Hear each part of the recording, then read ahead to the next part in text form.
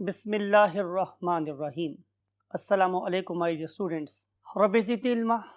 अल्लाह के रसूल सल्लल्लाहु अलैहि वसल्लम की दुआ के साथ लेक्चर का आगाज़ करते हैं। I hope you all will be very fine, particularly in terms of your skeleton. मैंने आप लोगों से की बात इसलिए कही कि हम स्केलेटन के रेफरेंस से आपसे बात करना चाह रहे हैं, क्योंकि आज हम एक टॉपिक पढ़ने वाले हैं जिसका नाम है deformities of the skeleton. What can go wrong, क्या क्या गलत हो सकता है हमारे स्केलेटन के साथ जिसकी वजह से उसकी नॉर्मल परफॉर्मेंस अफेक्ट हो सकती है। इसको स्टडी करने के लिए let's jump to the whiteboard. Yes my dear students, you know हमारा टॉपिक है डिफॉर्मिटीज ऑफ द स्केलेटन।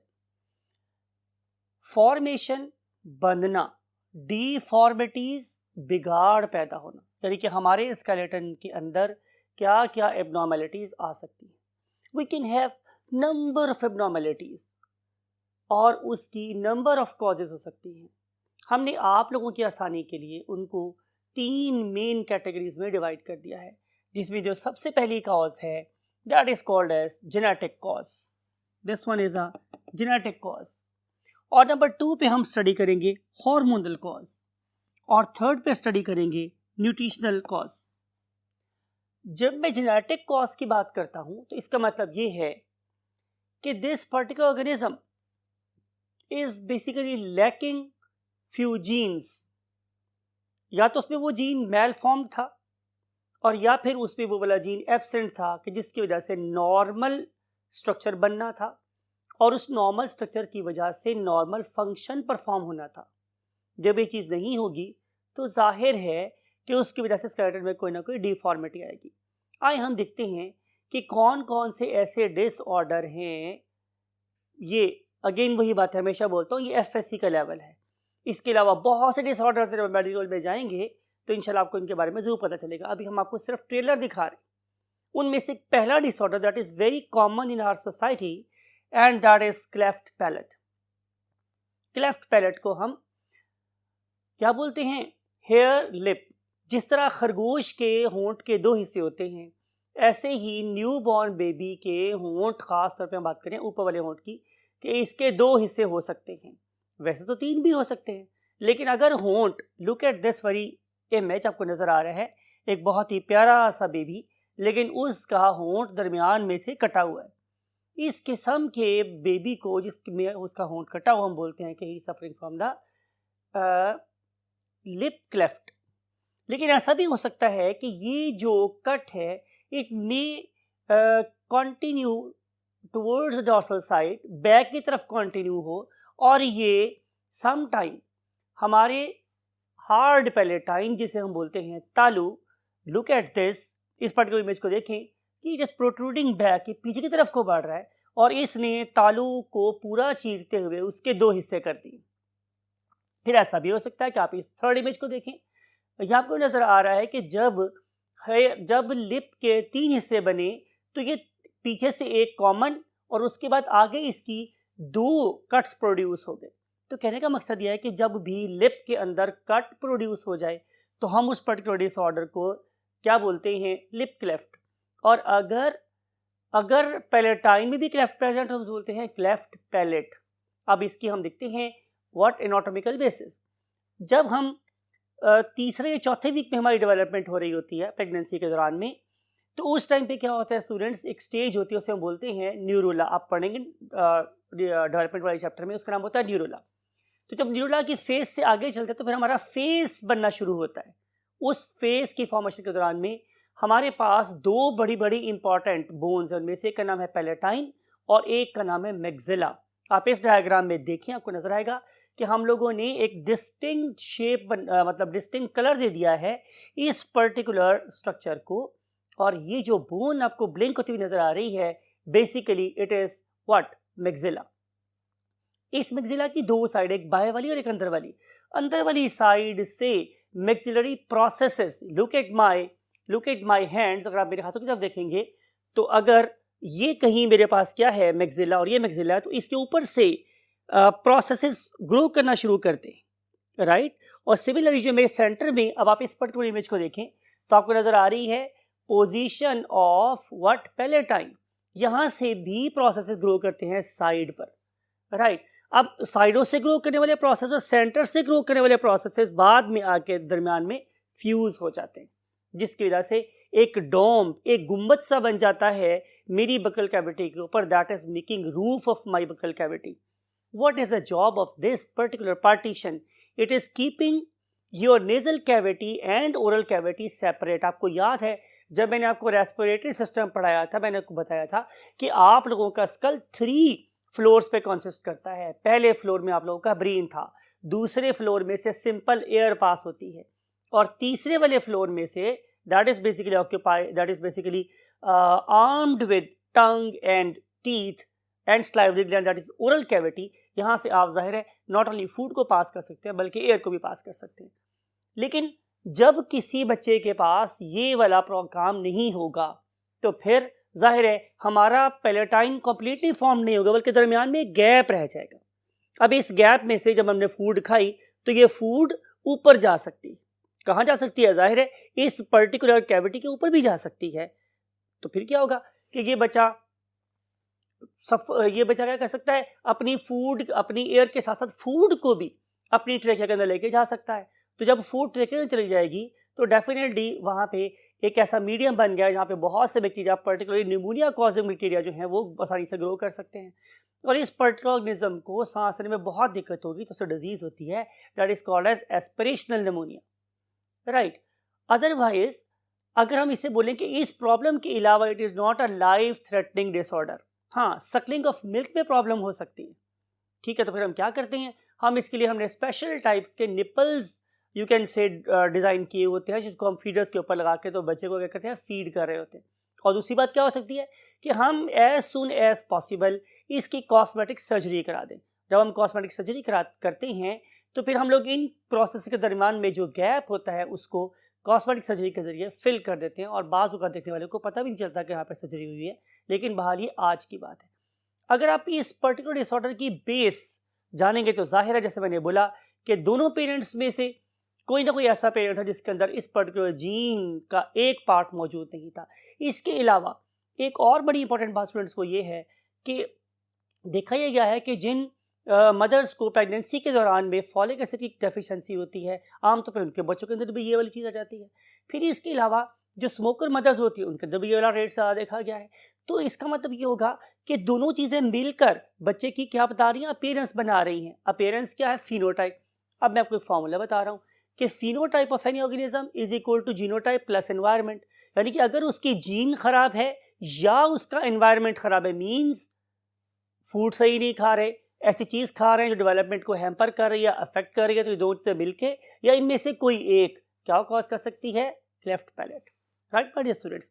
तो ये है हमारे पास पहली डिसऑर्डर जिसे हम बोलते हैं cleft palate. Now we want to jump to the next disorder that is called as microcephaly. You are learned person, आपको पता है माइक्रो का मतलब क्या होता है? छोटी सी, और सेफेलिक रीजन कौन सा होता है? Very good, excellent, head region. यानी कि हम ऐसे ऑर्गेनिजम्स की बात कर रहे हैं कि जिनका सर छोटा होता है, राइट। आप लोग हमारे यहाँ पर एक इलाका है गुजरात के पास जहाँ पे किसी एक बुजुर्ग का मज़ार, उन्हें बोलते हैं हम हज़रत शाह दौला रहमतुल्लाह अलैह, बड़े एक बुजुर्ग गुजरे हैं। उनके मज़ार के इर्द गिर्द आप लोगों को ऐसे बहुत से लोग नज़र आएंगे कि जिनके सर बहुत छोटे छोटे हैं।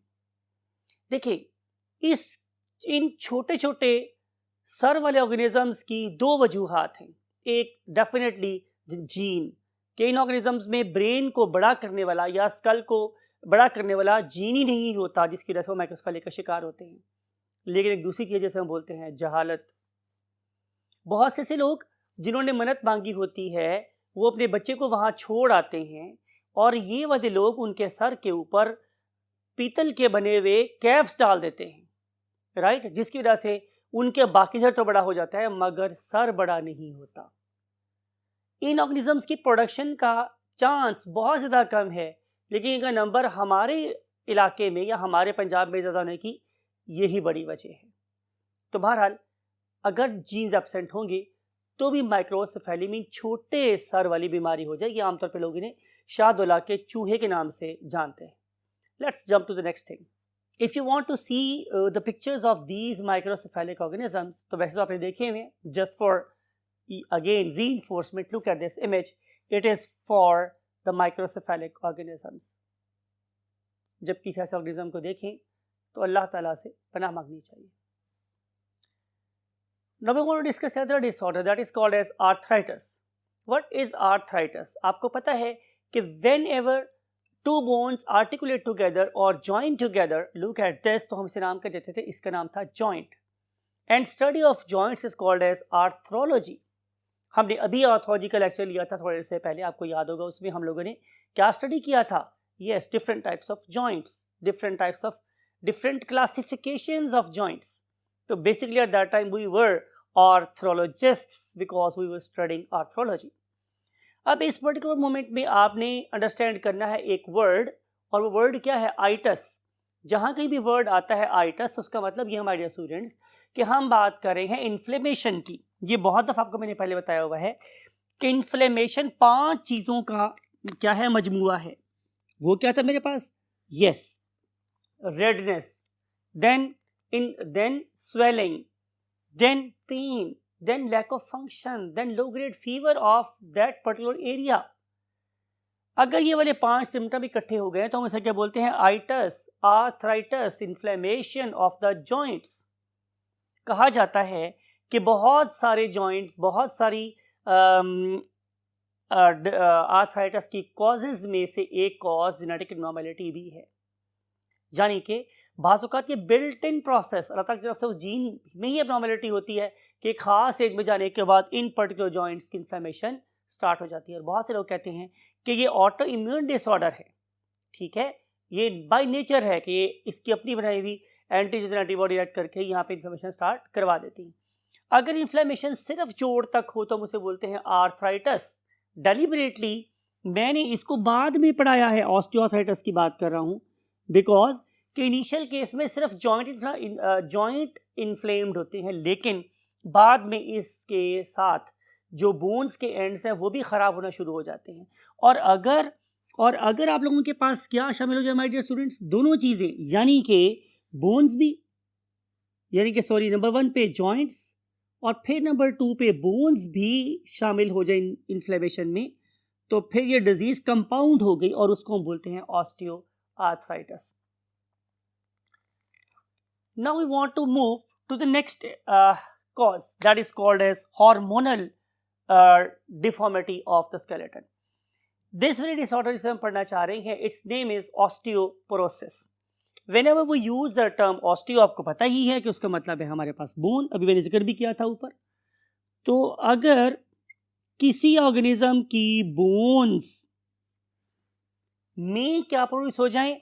पोरोसिस, पोर्स डेवलप हो जाएं, तो फिर that particular organism is suffering from a disorder that is called as osteoporosis.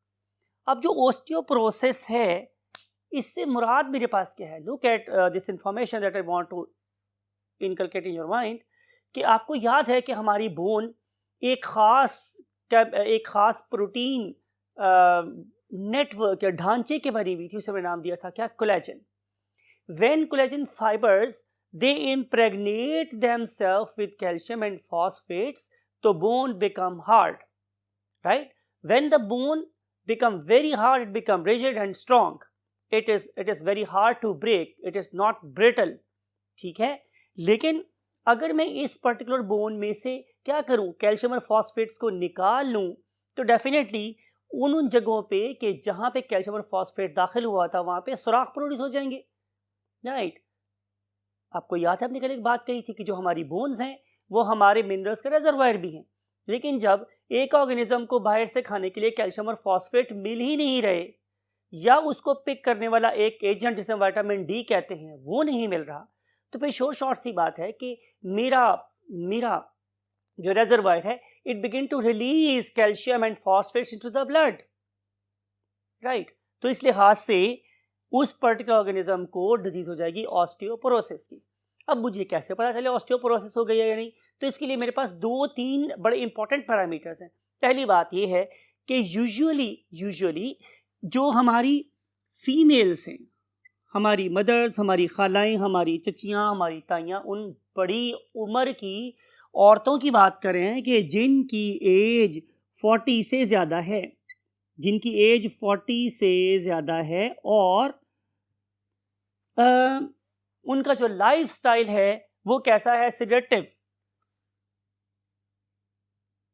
Sedative का मतलब होता है कि वो बैठी रहती हैं, एक्सरसाइज नहीं करती हैं, lack of exercise, sessile type of movement, बैठी हैं तो बस बैठी हुई हैं, तो उसे हम क्या बोलते हैं, सिडेटिव स्टाइल।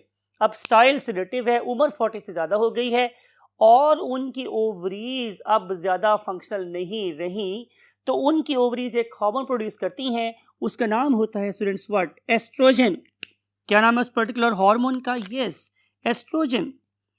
तो when there is no oestrogen in the blood, तो what will be the result, कि इस पर्टिकुलर हार्मोन की एब्सेंस में अब वो सारे के सारे पैरामीटर्स के जिनको एक्टिवेट होना चाहिए था, जिन्हें इस पर्टिकुलर बोन के अंदर कैल्शियम और फॉस्फेट को होल्ड करना चाहिए था, अब वो खत्म हो गए। जाहिर है बोन में से कैल्शियम और फॉस्फेट निकल जाएगा, बोन डीमिनरलाइज हो जाएगी। अब अगर ये वाली मोहतरमा, हमारी आंटी, चची, ताई, फूफी, वटेवर, जब भी खुदा ना खास्ता ये कहीं से स्लिप होंगी, गिरेंगी, तो सबसे पहले इनकी सबसे delicate part of the strongest bone, उस पर इंपैक्ट आएगा। आपको याद है मैंने क्या बोला था, जी हाँ, हमारी सबसे लॉन्गेस्ट, सबसे स्ट्रॉन्गेस्ट बोन कौन सी थी, फीमर, लेकिन उसके ऊपर एक डेलिकेट नेक के साथ क्या लगा हुआ है, हेड।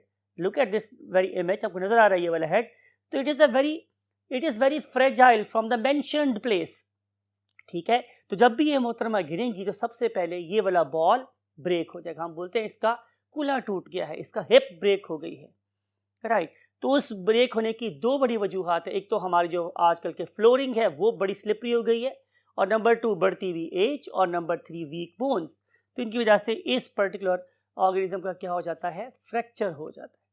अब अगर हम चाहते हैं कि हम अपनी इन +40 खवातीन की मोबिलिटी को प्रोलॉन्ग कर सकते हो, तो हम उनसे दस्त बदस्त क्या करते हैं, रिक्वेस्ट करते हैं कि आप keep your self in motion, हरकत में रहें। जितना ज़्यादा आप एक्सरसाइज करेंगी, वॉक करेंगी, रो में वॉक करेंगी, घर में या बाग में या वेयर एवर, तो उतना ही आप लोगों के जॉइंट, आप लोगों की बोन्स के स्ट्रेंथन रहने का चांस ज़्यादा होगा।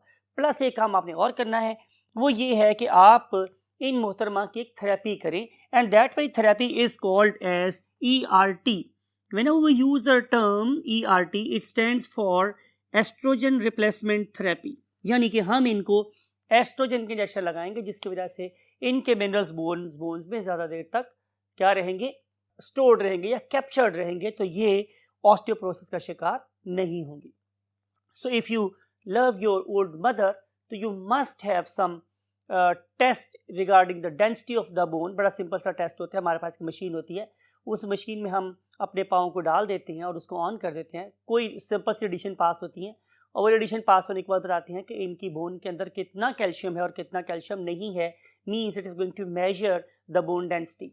अगर बोन डेंसिटी ठीक है तो वेल एंड गुड, और अगर ये डिप्लीट हो रही है तो डेफिनेटली आपको क्या करना चाहिए, उनको कैल्शियम देना चाहिए, उनको विटामिन D देना चाहिए, और प्लस उनकी ERT करनी चाहिए।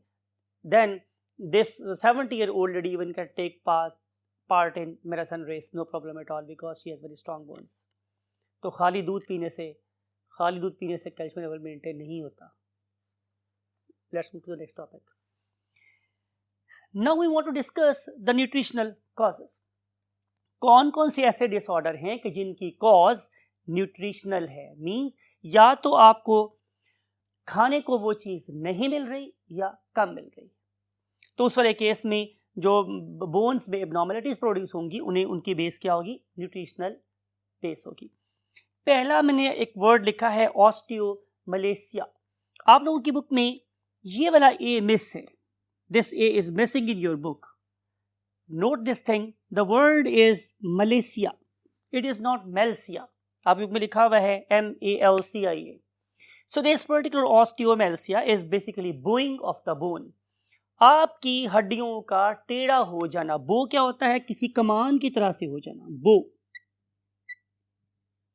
Boeing of bones.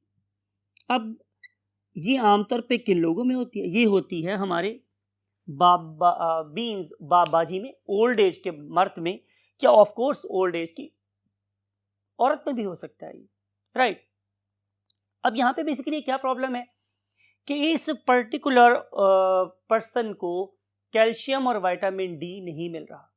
मैंने आपको एग्जांपल दी थी कि अगर आप लोगों के पास एक बुक रैक हो और आपकी जो सारी की सारी बुक्स हैं वो टेबल पे पड़ी हों, तो ये वाली बुक्स, फर्ज कर लेते हैं ये वाली बुक्स क्या है, कैल्शियम, और जो आप लोगों का बुक रैक है वो क्या है, कोलेजन फाइबर। अब इस कोलेजन फाइबर के अंदर मैंने उठा के बुक्स को रखना है, वो बुक्स क्या है, कैल्शियम। ये कैल्शियम खुद से उठ के बुक रैक में नहीं जा सकता। कैसे जाएगा? Definitely there should be some carrier. वो कैरियर क्या है, विटामिन डी। खाली कैल्शियम पिएंगे कोई फर्क नहीं पड़ेगा, खाली विटामिन डी पिएंगे कोई फर्क नहीं पड़ेगा। जब आप लोग दोनों चीजें मिल के इस्तेमाल करेंगे और एक्सरसाइज करेंगे, उनकी सप्लाई के लिए ब्लड सर्कुलेशन बढ़ाएंगे, तो तभी आप लोगों का carrier means vitamin D calcium को पिक करेगा और उसे ब्लड में से उठा के बुक रैक यानी कि collagen fibre of the bones के अंदर प्लेस कर देगा। अगर आपके पास डेफिशिएंसी है विटामिन डी की तो भी ये प्रॉब्लम होगी, आपके पास डेफिशिएंसी है कैल्शियम की तो भी ये प्रॉब्लम होगी, राइट। आमतौर पर ये प्रॉब्लम ओल्ड एज में होती है, जब ये चीज़ें खाने के बावजूद समटाइम ये चीज़ें मेल एब्जॉर्ब्ड होती हैं फ्रॉम द लार्ज इंटेस्टाइन और द स्मॉल इंटेस्टाइन, ठीक है।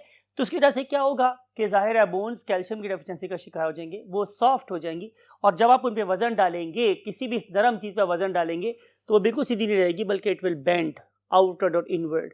ये जो एब्नॉर्मलिटीज़ हैं ये नॉट ओनली हमें लॉन्ग बोन्स में नजर आती हैं, बल्कि इन ऑर्गेनिजम्स के पेल्विक रीजन में भी नजर आ रही होती। अगर ये वाली एब्नॉर्मलिटीज किसी बूढ़े बंदे या बंदी में हो तो हम बोलते हैं osteomalacia, right. On the other hand अगर यही वाली प्रॉब्लम किसी छोटे से बच्चे के साथ हो, लुक एट दिस इमेज, एक बच्चे को हमने लिया हुआ है और ये बच्चे के में टांगे नजर आ रही हैं, ये इमेज हमने पहले भी यूज किया हुआ है, तो आपको नजर आएगा कि इस बच्चे की जो टांगे हैं they are not straight enough, बल्कि दे आर, अगर मैं इनको आपस में जोड़ूं तो it is something like a racket, जैसे टेबल टेनिस का रैकेट होता है, कुछ वैसी शक्ल बन गई है इसकी। तो इस वाले डिसऑर्डर की कॉज भी वही है, deficiency of vitamin D and deficiency of calcium. तो फिर डिजीज क्या हो जाएगी मेरे पास, रिकेट्स। अब क्या हम इसको ठीक कर सकते हैं? तो आंसर इज कि अगर तो आप इसे बहुत जल्दी से क्योर करना शुरू कर दें, आप इनकी साइन एंड सिम्टम को जब बहुत जल्दी से नोटिफाई कर लें तो फिर तो गुजरने से फायदा हो सकता है, लेकिन सम टाइम जो रिपेयर है वो जो डैमेज है वो इररिपेयरेबल भी हो सकता है। मैं फिर बोलूँगा, अगर आप अपने ओल्ड लोगों से प्यार करते हैं और चलता फिरता देखना चाहते हैं तो सिर्फ और सिर्फ चलाए फिराए रहना ज़रूरी नहीं है, बल्कि उनकी न्यूट्रिशन का प्रॉपर ख्याल रखना भी बहुत ज़रूरी है, right. Now we want to move to the next disorder. अब हम इसके अलावा जो डिसऑर्डर्स पढ़ रहे हैं ये वो इन 3 कैटेगरीज में नहीं आ रहे हैं, इट इज समथिंग एल्स। बहरहाल they are part of our topic deformity skeleton. So let's move to the next disorder. Yes, my dear students, now we want to discuss the next disorder that is called as a disc slip. What is disc? क्या हमारी body में कहीं वो disc डलती है, सीढ़ी डलती है जो कहीं स्लिप हो जाए तो हम बोलेंगे we are suffering from disc slip disorder? तो आंसर इज डेफिनेटली नो। आप लोग कल के लेक्चर को याद करें तो हमने बोला था कि we have got a column that is called as a vertebral column. इस वर्टिब्रल कॉलम में टोटल 33 वर्टिब्री थे जो कि कॉम्पैक्ट बोन्स के बने हुए थे, लेकिन जब भी दो हार्ड सरफेस आपस में टकराएंगी तो डैमेज होगा। यही बात डेफिनेटली ने मद्देनजर रखी और इन दो vertebrae, look at this particular animation, के इन दो वर्टिब्री के दरमियान भी एक कुशन रख दिया। अगर मेरे पास टोटल 33 वर्टिब्री हैं तो उनके अंदर 32 ये वाले कुशंस प्रेजेंट हैं। ये वाले कुशंस इन दो वर्टिब्री एक दूसरे से फासले पर भी रखते हैं। जब हम जॉगिंग करते हैं, चलते हैं, फिरते हैं या बेंड होते हैं फॉरवर्ड और बैकवर्ड, जिमनास्ट आप देखें कितना अपने आप को रोल ओवर कर लेते हैं, तो इन सारे के सारे मूवमेंट्स में जितने भी जॉल्ट्स और जर्क्स लगते हैं उनको प्रिवेंट कराने वाली एक डिस्क होती है, that is called as intervertebral disc.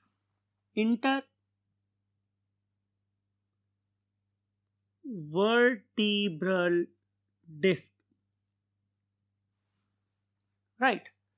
अगर आप इस इंटरवर्टिब्रल डिस्क को बाहर निकालें, लुक एट दिस, हमने यहाँ से इसको बाहर निकाल लिया, तो नजर आएगा कि इसके दो डिस्टिंक्ट जोन्स हैं। एक है इसका बाहर वाला ring, it is made up of cartilage, it is called as annulus. ये रिंग है, एनुअल का मतलब रिंग होता है, उसकी फॉर्म में है। और इसके सेंटर में एक लिक्विड फिल्ड स्ट्रक्चर है, it is called as nucleus pulposus, right. अब ये जो न्यूक्लियस पल्पोसस है, इसका नाम पल्पी होने की वजह से पल्पोसस है। मेरा ख्याल है कि आपने डिफरेंट किस्म की ऑरेंज पल्प की एड्स भी देखी होंगी, which is very soft, very gentle. So ये जो बिल्कुल सेंटर वाला जोन है, it is nucleus pulposus. It is not only protecting the, क्या कहते हैं, spinal cord, but also preventing some sort of jerks, जो कि इस दो वर्टिब्री के ड्यूरिंग मूवमेंट हमें फेस करने पड़ते हैं। अल्लाह रब्बुल इज़्ज़त की ये बड़ी खूबसूरत शाहकार है। इन दो वर्टिब्री के ज़बान में डिस्क आप लोगों की पैदाइश के टाइम पे या आपकी यूथ में मैक्सिमम होता है, लेकिन जू हम बूढ़े होते चले जाते हैं तो हमारा कद भी छोटा चल जाता है, बिकॉज के nucleus pulposus Aahista Aahista compress होना शुरू हो जाता है। तो अगर आप एक फुली मैच्योर ऑर्गेनिज्म का कद उसकी पीक यूथ पे देखें और उसको फिर बूढ़ी उम्र में देखें, तो में कुछ फर्क होता है। It is due to drying और dehydration of the intervertebral disc. बात समझ आएगी आपको? लेकिन इसमें प्रॉब्लम और भी आ सकती है, वो ये कि हम लोग एक ऐसा वेट उठा लें या हम कोई ऐसी मूव कर लें कि जो आपको याद है ये था स्लाइटली मूवेबल जॉइंट, या हम इस पर ऐसा जोर लगा दें जो इसकी बियर या इसकी बर्दाश्त से ज़्यादा या तरह का एक्सीडेंट हो जाए, तो उसके रिजल्ट में क्या हो सकता है कि जो एनुलस मीन बाहर वाला रिंग था ये ब्रेक हो सकता है। इस रिंग की वजह से स्ट्रेंथ मिली हुई थी न्यूक्लियस पल्पोसस को, तो जब ये बाहर वाला रिंग ब्रेक हो जाता है तो ये न्यूक्लियस पल्पोसस भी फट जाता है, और ये वाले दो वर्टिब्री जो पहले दूसरे डिस्टेंस पर थे अब वो बहुत करीब आ जाते हैं, जिसकी वजह से इस ऑर्गेनिज्म को अपना बैलेंस बरकरार रखने में बहुत मुश्किल पेश आ सकती है। ऐसा भी हो सकता है कि जब ये दो आपस में मिलें तो इससे पास वही नर्व भी डैमेज हो, ऐसा भी हो सकता है, और इस ऑर्गेनिज्म को पैरालिसिस भी हो सकता है, इसकी मूवमेंट किसी खास हद तक रेस्ट्रिक्टेड हो सकती है, इसके पाँव में नमनेस फील हो सकती है। तो इस पर्टिकुलर डिस्क का बहुत ही इंपॉर्टेंट रोल है इन नॉर्मल गेट बोलते हैं चाल को। समटाइम ऐसे होता है कि न्यूक्लियस पल्पोसस बस्ट हो जाती है, फट जाती है फॉर एग्जाम्पल एक्सीडेंट में, तो हम सर्जरी करके इस पर्टिकुलर डिस्क को ऑल टुगेदर वहाँ से निकाल भी देते हैं। लेकिन अगर नहीं निकलेगी तो it will cause more inflammation because it is living entity, और too many prostaglandins and histamine blah blah blah चीज़ें वहाँ पर आएंगी जो जाके इस नर्व को इरिटेट करती रहेंगी। तो ये था हमारे पास डिस्क स्लिप के बारे में बात। अब जो सबसे अहम बात वो ये है हमारे डियर स्टूडेंट्स कि ऑलवेज आइडेंटिफाई योर लिमिट्स। कभी भी अपने वेट को अपनी लिमिट से ज़्यादा मत उठाएं। अगर आप वेट लिफ्टर्स को देखते हैं तो वेट लिफ्टर्स को ये स्पेशल एडवाइस होती है कि whenever you are going to lift heavy weights तो आप एक चौड़ी सी बेल्ट बांधे अपने खास तौर पे most delicate region of the body पे, that is called as a waist. आपने देखा होगा कि जितने भी बॉडी बिल्डर्स होते हैं they always wear a very strong leather belt around their waist, right. अब हम चलते हैं नेक्स्ट चीज की तरफ, that is called as spondylosis. अगर आप एक्सीडेंट को फेस करके आए हैं या आपने अपनी वेट बेरिंग कैपेसिटी से ज़्यादा लोड उठा लिया है तो फिर तो एक आधी डिस्क खराब होगी, तो उस वाले केस में तो सिर्फ एक या दो जो वर्टिब्री हैं वो आपस में फ्यूज हो जाएंगे। लेकिन अगर एक डिसऑर्डर आ जाए उसकी वजह से अक्सर जो इंटरवर्टिब्रल डिस्क हैं वो ख़त्म हो जाएं या फट जाएं या उनके दरमियान में जो गैप है वो कम हो जाए, तो ये वाले वर्टिब्री मुझे फ्यूज होते हुए नज़र आएँ, तो इसे हम नाम देंगे क्या, स्पॉन्डाइलोसिस। तो ये क्या है, ये फ्यूजन है, ये बेसिकली फ्यूजन ऑफ वर्टिब्री है। ये वर्टिब्री आपस में फ्यूज हो जाते हैं, ठीक है। तो जाहिर इस वजह से ओवरऑल मुझे ये वर्टिब्रल कॉलम क्या रहेगी, कंप्रेस नजर आएगी, छोटी नजर आएगी। इसके लिए आमतौर पे हम लोग करते क्या हैं कि अगर ये खास तौर पर सिंपल एक ही डिस्क स्लिप है हमारे पास, तो फिर हम आमतौर पे एक वर्ड यूज़ करते हैं, उसका नाम होता है ट्रैक्शन। हम उसे ट्रैक्शन दे सकते हैं और as a result of traction इसके दरम्यान में जो गैप है वो बढ़ सकता है। और अगर इंफ्रारेड रेडिएशन लगाकर या फिर ट्रैक्शन देने के बाद या थोड़ी सी फिजियोथेरेपी करने के बाद अगर ये प्रोसेस ठीक ना हो तो फिर ज़ाहिर है एंड पे हमारी सर्जरी ही ऑप्शन बचती है. That's all for spondylosis and disc slip. Now we want to move to the last board, and that is for a very very severe disorder that is called as a sciatica. आइए देखते हैं what is sciatica. Look at this my dear students. Again आपने इस animation को देखना है. आपको हम सबसे पहले दिखा रहे हैं एक आप लोगों का हिप रीजन. इस हिप रीजन में आपको नजर आएगी डेफिनेटली सबसे lower part of the vertebral column. हमने सबसे लोअर पार्ट को फोकस किस लिए किया है? बिकॉज कि यहाँ से हमारी एक लॉन्गेस्ट और थिकेस्ट नर्व निकलती है, that is called as sciatic nerve. नाम क्या सुन इसका? Sciatic nerve. सियाटिक नर्व जाहिर है ये हमारे सैक्रल लंबोसैक्रल रीजन से ओरिजिनेट होती है और फिर ये मूव करती है टूवर्ड्स द लोअर लिम्ब. अब होता ही है माय डियर स्टूडेंट्स कि अगर इन दो वर्टिब्रे के दरमियान में डिस्टेंस बहुत कम है तो ये वही नर्व कंप्रेस होना शुरू हो जाती है. जब ये नर्व कंप्रेस होगी तो डेफिनेटली एक पेन होगी and that very pain is called as sciatica और इसे हम उर्दू में लंगड़ी का दर्द भी बोलते हैं. लंगड़ी का दर्द यानी लंगड़ी कर देने वाली दर्द. हम दिखना ये चाह रहे हैं स्टूडेंट्स कि क्या कोई और कॉज हो सकती है सियाटिका डेवलप होने की? तो आंसर ये है यस. आपको याद होगा छोटे होते हुए हमारी हिप पे टीका लगा करता था.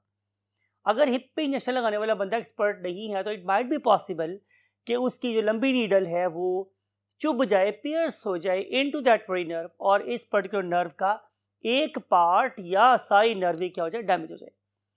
तो उस वाले केस में एक सीवियर किस्म की दर्द स्टार्ट हो जाती है, that is definitely called as sciatica. या फिर अगर ये नर्व उस इंजेक्शन लगाते वक्त जो इंजेक्शन लगा हमारी बटक पे, मैं उसकी बात कर रहा हूँ, या फिर ड्यूरिंग सर्जरी अगर ये वही नर्व कभी कट जाए तो डेफिनेटली एक राबता मेरे स्पाइनल कॉर्ड का, मेरे ब्रेन का, मेरे फुट का डिस्कनेक्ट हो जाएगा जिसकी वजह से मेरी टांग कभी भी मूव नहीं कर सकेगी. क्या ख्याल है कि अगर हम इस पर्टिकुलर नर्व को रिपेयर करना चाहें तो ऐसा रिपेयर कर सकते हैं, सर्जरी करके रिपेयर की जा सकती है, लेकिन इसकी हीलिंग एक बहुत ही स्लो प्रोसेस है, बहुत ही स्लो प्रोसेस है. हाउएवर जिसकी मदद से हम किसी डैमेज नर्व को रिपेयर कर सकते हैं. बहरहाल प्रीवियस यू कैन से हमारे नॉलेज में इन नर्व्स को रिपेयर करना ऑलमोस्ट नामुमकिन था. क्या हम पहचान सकते हैं कि किसी कोई पर्सन सियाटिका से मतलब सफ़र कर रहा है कि नहीं कर रहा? तो answer is yes. We can identify by means of its symptoms. Symptoms mean इलामात. कौन कौन से इलामात है भाई? उसकी टो या पूरा पाँव, ये जो हिस्सा है ये हमारे पास, it is basically what? It is showing numbness, जैसे कीड़ियाँ सी निकली हैं उसकी सरफेस के ऊपर, ऐसा फील होता है. ठीक है. फिर इसके अलावा क्या होगा कि रेडिएटिंग पेन होगी. रेडिएटिंग मीन्स बाहर निकलने वाली. ये नर्व स्टार्ट, ये वाली पेन स्टार्ट कहाँ से होगी? हिप रीजन से, और ये मूव करती जाएगी टुवर्ड्स द लेग, तो पूरी टांग में जो दर्द होती है. ठीक है. तो इस किस्म की दर्द को हम लोग क्या बोलते हैं? सियाटिका बोलते हैं. अब इसके लिए हमारे पास ट्रीटमेंट क्या है? इसके जो बेस्ट ट्रीटमेंट है, अगर इंजरी मैकेनिकल नहीं है, मतलब ये एक्सीडेंट में नहीं कट गई या सर्जरी में नहीं कट गई या इंजेक्शन लगाते हुए सुई की नीडल से अफेक्ट नहीं हो गई, मीन इसकी कॉज सिर्फ कंप्रेशन है, तो हम इस पर्टिकुलर नर्व को डीकम्प्रेस कर सकते हैं और उस पर्पज़ के लिए हमें करनी होती है उसकी फिजियोथेरेपी. तो उस पर्टिकुलर फिजियोथेरेपी की अगर मैं आपको एप्लीकेशन बताऊं तो मेरे अपने व्यू में it is more better than different types of the pain killer. तो बजाय कि आप पेन किलर खाएं, आप बिलीव इन एक्सरसाइज, आप एक्सरसाइज करें और एक्सरसाइज अब थोड़े से लॉन्गर टाइम के लिए करें तो डेफिनेटली आप लोगों की सियाटिका की जो पेन है वो ऑल टुगेदर ख़त्म हो जाएगी without taking a single tablet. Right. Now we want to move to the last disorder and that is called as arthritis. Discuss किया मैंने आप लोगों के साथ अभी थोड़ी देर पहले ही कि आर्थराइटिस क्या होता है. Arthrology, study of the joints. और जब भी हम ITIS की बात करते हैं तो ये 5 चीज़ें होती हैं. बहुत बार डिस्क्राइब किया मैंने आप लोगों को, आज भी रिवाइज किया था मैंने, कि जब ये 5 चीज़ें इकट्ठी तो हम बोलते हैं कि यहाँ पर आइटस हो गया है, means there is an inflammation in the joint. आप देख सकते हैं कि इस पर्टिकुलर केस में आपको इस ऑर्गेनिज्म का जो जॉइंट है वो सूजा हुआ नज़र आ रहा है. ये डेफिनेटली रेड है. अगर मैं इसको हाथ लगाऊंगा तो ये डेफिनेटली दर्द भी कर रहा होगा. और जाहिर है कि अगर मैं इसका टेम्परेचर देखूंगा तो वो बाकी बॉडी के पार्ट से डेफिनेटली ज़्यादा होगा. तो ये जो 5 सिम्टम्स हैं ये मुझे कहने पे मजबूर कर रहे हैं कि yes it is basically what? Arthritis. मैंने आपको भी बताया था कि अगर ये जो पर्टिकुलर आर्थराइटिस है ये सिर्फ जॉइंट तक महदूद है तो हम इसे क्या बोलते हैं? आर्थराइटिस. लेकिन अगर इस पर्टिकुलर मोमेंट पे हमारे इन जॉइंट्स के साथ साथ बोन्स भी मुतासर होना शुरू हो जाएं तो हम इसे नाम देते हैं ऑस्टियोआर्थराइटिस। लेकिन अगर ये डिसऑर्डर मेरी छोटी जॉइंट्स का हो, पाँव के टोज़ का या फिंगर के टोज़ का, तो आमतौर पर फिर हम उसे क्या बोलते हैं, गाउट। उसे हम क्या बोलते हैं स्टूडेंट्स, गाउट। तो क्या हो सकता है, हमें हो सकता है सिंपल आर्थराइटिस, या फिर हो सकता है हमें ऑस्टियोआर्थराइटिस और ऑस्टियोआर्थराइटिस, ठीक है। और या फिर स्टूडेंट्स हमें क्या डिसऑर्डर हो सकता है, उसे हम नाम देते हैं गाउटी आर्थराइटिस, गाउटी आर्थराइटिस। अब मेरे पास इनमें से कोई सा भी डिसऑर्डर हो तो उसकी दो पॉसिबिलिटीज हो सकती हैं। वो क्या है स्टूडेंट्स, भाई या तो ये डिसऑर्डर होगा एक्यूट और या फिर ये होगा क्या, chronic. What is the difference between the two? तो एक्यूट का मतलब मेरे पास ही है जो अभी अभी हुआ है, और क्रॉनिक का मतलब है जो पुराना हो गया है। एक्यूट केसेस की जो मोस्ट कॉजेज होती है, मोस्टली जो कॉज होती है दैट इज बैक्टीरियल। तो इसकी वजह कोई ना कोई इन्फेक्शन होती है। तो अगर आपके पास कोई इन्फेक्शन है तो आप जाहिर है उस इन्फेक्शन को कंट्रोल करने के लिए एंटीबायोटिक का इस्तेमाल करेंगे। और इसके अलावा आप यूज़ करेंगे डेफिनेटली, जब देर हो गई या बहुत ज़्यादा, तो फिर आप इसके लिए इस्तेमाल कर सकते हैं पेन किलर्स। आप पेन किलर इस्तेमाल करेंगे, लेकिन याद रखने वाली बात यह है कि बहुत ज़्यादा देर तक, ख़ास तौर पे पेन किलर की एक टाइप होती है उसे बोलते हैं NSAID, non steroidal anti inflammatory drugs, NSAIDs, non steroidal anti inflammatory drugs, NSAIDs, something like Dicloran, something like Brufen, ibuprofen, blah blah blah. तो इनको बहुत ज़्यादा देर तक इस्तेमाल नहीं करना चाहिए, बिकॉज ये बहुत सीवियर गैस्ट्राइटिस कॉज कर सकते हैं और एंट्राइटिस भी कॉज कर सकते हैं।